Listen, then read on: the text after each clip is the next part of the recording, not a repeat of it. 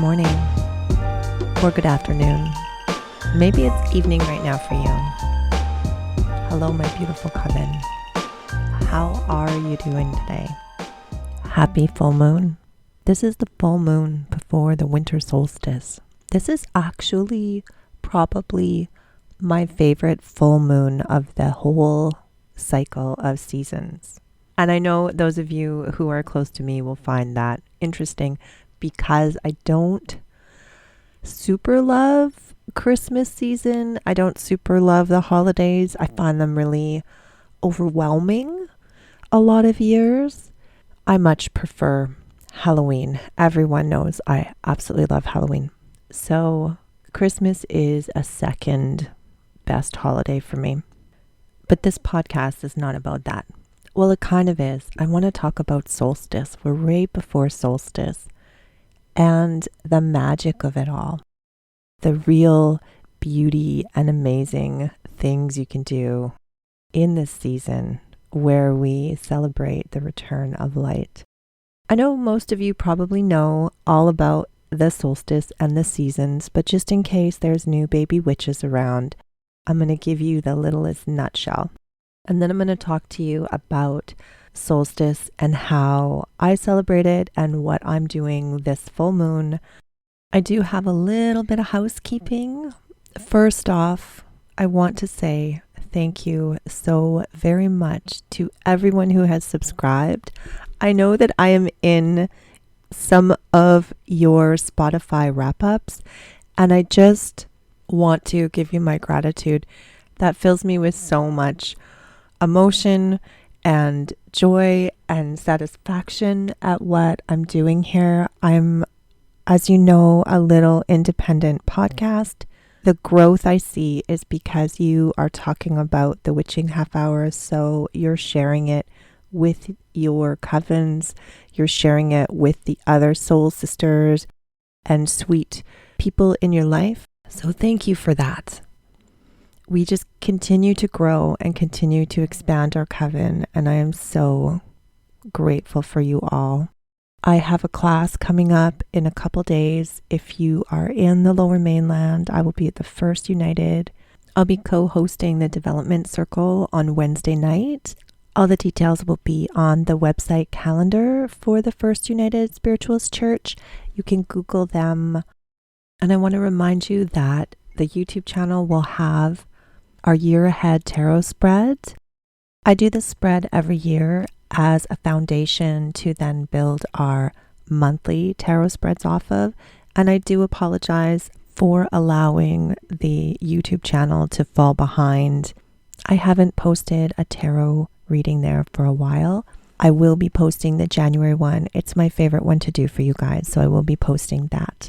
And I believe that's all my housekeeping. We can get into this episode. Let's talk about winter solstice. For the baby witches in the circle today, the winter solstice is celebrated on the 21st of December. It is the time of year where the sun goes to bed the earliest. And actually, in ancient times, it used to rise and set at the same place on the horizon for 3 days, in and around the 20th, 21st, 22nd. Some people say the 21st, 22nd, 23rd.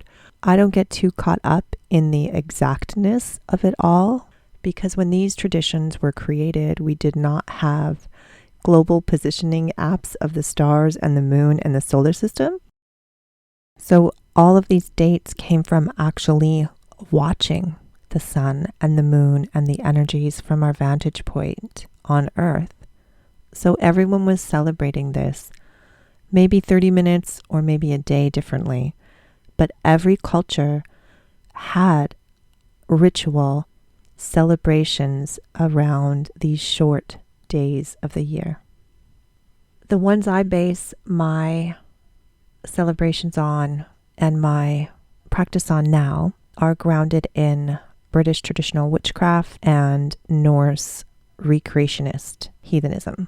One of the things that came to the forefront for me when I was doing meditations and work on the Wheel of the Year because I actually use the Wheel of the Year as part of how I live my life. I tune into the flow as a witch. I do my very best in the hustle and bustle of the day-to-day and managing my family and working at my muggle job and still grocery shopping to tune into what's happening in the seasons, in the earth, and align my energy flow with that. And that means over the last few weeks, I have watched my energy wind down. And what I find really interesting is that through November, I was getting quieter. I wanted to be home more. I wanted to produce less and curl up more. And just hibernate. Really, honestly, hibernate. I could really feel every day that the days were getting shorter. Now we're in that time of year where it's just in North America where I live. I don't know where all of you are. I'm a West Coast Canada girl. So the sun rises right now around 8 in the morning and it sets around 4:15. That's it. And we have mountains all around me. So as soon as that sun sinks below the ridge lines of the mountains, it's very dark. So it can be pitch black out at 5 o'clock at night. So there's a real feeling of wanting to curl in. And I love that because it's one of the things we don't allow ourselves to do in our culture. We're very busy this time of year. There's a real pressure to overperform, to do all the things, to create perfection and joy and merriment for everyone. Meanwhile, our bodies and everything around us is curling inward and wanting to be cozy. Once I accept the fact that my energy output and what I can accomplish is going to look nothing like what I can accomplish in the summer, that, my love, is where the magic happens. I start really going inward during this time of year, and I get reflective. And what I've found happen is it's a great time for creativity. It's actually, this is the time of year a few years ago that I decided to start the podcast. It was during this phase of the Wheel of the Year where I get reflective and look at what I want to create, what is bubbling up inside my imagination and what's bubbling up in my creative sphere or energy field, I guess. I'm not sure what to call it. I create a lot of stuff a lot of the time. So whatever is kind of brewing and wanting to be manifested and birthed out into the world, I usually start that planning process during this solstice time, this period of darkness right before the winter solstice. And then in through January is really reflective. And so I invite you, this is such a great and powerful time to do deep work. We can get so reflective in this darkness. We can connect deeply with what our soul and our guides are trying to tell us and guide us to. When we get cozy and curl up and we are inside in our quiet spaces, for these long nights, it gives us the opportunity to get into what we cannot see in the light of day. In those bright, energetic summer months, we can sometimes miss the subtle things. This time of the year is ruled by the element of earth. And the earth element is one of those really quiet, slow-moving energies. Any of you who've been in these earbuds with me for a while know that this is one of the elements that I have to work at tuning into because I am very watery and very fiery. I like to flare and I like to flow. So the stillness of earth energy is trickier for me.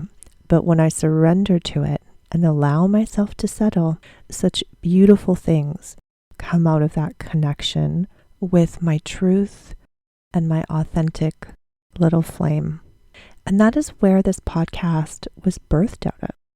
It was birthed at this time of year, actually 3 years ago. So happy anniversary, Earbud Coven. We've been here for 3 years. And the podcast is actually changing this season. My outside of the podcast life has changed, so this beautiful extension of my life is going to be shifting and adjusting. The changes are more on the production end and looking at how I work and working more efficiently. So I'll still be here. You'll still be getting your new moon and full moon dose of the witching half hour or so. And this full moon that we are on right now, and remember, we don't have to be super strict. If you're listening to this a couple days after the full moon, you can still tune into this energy. Full moon energy has got like a window of a couple days on either side of that moon until in the sky it's no longer a perfectly gorgeous disk. You can work with that energy, and even one day after, it's still okay. We do not need to be rigid with our magic. Our ancestors certainly were not rigid about it. They were ceremonial and they were specific. But you don't have to worry if you're getting this information a day after the full moon or even 2 days after the full moon. You can still tap into the magic we're going to talk about. In the traditions of Yule, this is the turning of the wheel. So when we're talking about manifestation work, and spell work and incubating whatever we come up with in this reflective, deep, cozy time, this full moon we're at right now is where we can release whatever is standing in our way. There's a huge oomph behind this full moon because our ancestors were going into the dark night, and the releasing rituals they did around this full moon were all about letting go of anything that would not serve them in the leanest part of the year. We are able to shed whatever is standing in the way of what we want to manifest for next year. And there have been some huge planetary shifts, right? This last Mercury retrograde, that trickster Mercury energy, he was showing us what we need to rework, revisit, and revise. And with Mars being retrograde, how we relate to all those Mars themes, all those fiery themes of boundaries and anger and transformation. What is really standing in our way that is keeping us from moving forward, from attaining those goals, and maybe not just attaining them, from even daring to dream that they're possible? What thought form repeats in your mind that is not helpful? What message did you pick up in your life that doesn't serve you, that you are still repeating to yourself? These are the kinds of deep things we can get rid of in our rituals this full moon. Because we know full moons are for releasing, new moons are for manifesting. And between now and the next new moon, we also have that solar cycle mirroring what the moon does. The sun is leaving, it's sinking, it's shortening. So we have that energy behind this release work. We have the idea of letting go of what doesn't serve us because we're heading into the leanest part of the year. This is the time of year when our ancestors would slaughter the animals and feast on them because they were not going to feed them anymore. I know it's a little grisly, loves, but that's what happens. Those last animals that they kept after the harvest, this is when they would feast on them because there's nothing left in the barren ground to feed them. We need that to sustain us through. And that's some of what happens at all the large feastings and gatherings that traditionally would happen at Yuletide. It's a time of gathering what is important. Your family, your friends, what is near and dear to you, and letting go of anything you do not want in the darkness of this incubation period that's coming. Because although hope is returning, and we know the light will start growing again after the solstice, the days will creep longer and longer. But it's a process of watching the light return. Everything in nature moves so much slower than what we are told in our culture. We're living in this fast-paced, instant culture full of beautiful stimulus and the quickness of our technology. But we're still creatures who move slowly. In some of the teachings I've received, this time of the year also corresponds to our root chakra work. So if there is root chakra work that you have been noticing needs to be done in your life, themes about self-care, replenishment, safety, boundaries, this is a beautiful time to work at that. You can use this full moon to do the release work that you need to do in order to heal those root chakra themes. And the benefit of doing this work is that when we get to the solstice, which is this huge night of renewal, this big night of hope, of the return of light, of the return of hope, of the promise of spring. It's not spring yet. It's the promise of spring. In this beautiful energy of rejoicing and knowing that the tide is turning, the wheel is moving, and the light will return, in that energy, you can start the manifestation work for your next project. You can plant the seed. You can move forward. You can make the wish. You can do the little subtle things in this dark time that will move your personal wheel of the year forward and move you closer to what you want to manifest for your life. There's so much power in this time of year. And we know this is powerful because almost every single culture on earth has a ceremony at this time of year. We have Hanukkah, which is a ceremony of light. We have Christmas, which is the birth of a god. We have the Celtic solstice, which is the return of the Oak King. We have the Druids out at Stonehenge celebrating the return of light. There's a Hindu celebration for Ganesh that I cannot pronounce, so I won't even try, my friends. And that takes place at this time of year as well. It's a powerful time. Everyone is celebrating light. Everyone is celebrating birth. Everyone is celebrating the hope that's coming. So ride that energetic wave, my love, and do the work. There's so much to support you in this work right now. And maybe you're saying, but Jody Ann, how do I do this work that you talk of? I love a fire ceremony. You could do a water release ceremony. Any kind of release ceremony. You can write it down. I give things to the elements, right? And don't worry, I'm going to be teaching classes in the new year about these things. I have so much in the works for you that I'm scribbling in my notebooks about and babbling into my phone about, because I want to offer you guys more ways to connect with me and more ways to grow your practice. Gather with your coven, do some release work. You can talk about what you want to let go, write it down, cry about it together, burn it together, rip it up, flush it down the toilet, scribble it on a rock and throw it in the river. Do the release work. Clear out what you do not want to take with you into the cocoon of winter. We're heading into that incubation period, that cocooning when our ideas, our fragile little ideas, our little energy babies that we want to birth out into the world next year. This is where they're tended and born, like a mother bear in a cave. Those precious things need to be nurtured in the darkness so that when Imbolc comes, the feast of Bridget and fire and creation, you can birth those ideas out into the world. Let this be the turning of the year that we create beautiful things together. I know a lot of you spent time with me. We were meeting monthly and doing manifestation work together, using the energy of the new moon.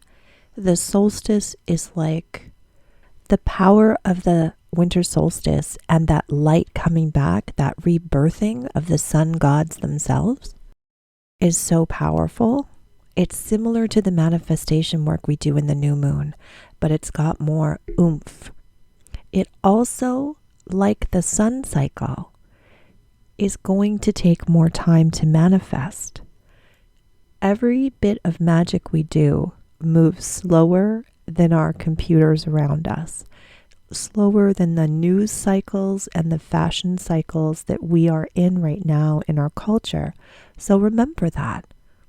What you're planting, what you're working on in this beautiful incubation cave does not need to happen tomorrow. These are sparks of ideas. These are seeds of greatness you're planting. And they'll start coming into fruition in their time. But they will change and shift, especially if you're doing that deep work on the root chakra stuff. Those deep ripples, when we change our thought patterns, when we work on the curses we have carried forward, those messages that we have adopted that don't belong in our head, they take time to shift energetically, but they're worth it. The changes that happen in our lives, the manifestations as they ripple forward, are beautiful. They're not immediate, but they're powerful and they're strong. So my beautiful coven, that's where I'm going to leave you, with a whole bunch of hope in this dark night, reminding you about the power of this season and how you can use it to transform your life. Tap into this full moon that's happening. Tap into the energy of the earth. Tap into this darkness that is cocooning around us and use it, because you're powerful. That's why people don't like witches, because we're powerful. We have the ability to change our lives and to shift things and to operate outside of what people consider normal behavior. We're magic, and the confines of our culture and the time we're living in do not apply to us. We are tuned into the rhythm and flow of nature. We beat with the drum of creation. And from that rhythm, we can create any life we want. Happy winter solstice, my beautiful coven. Thank you for the time we spend together. Have the most blessed Yule season.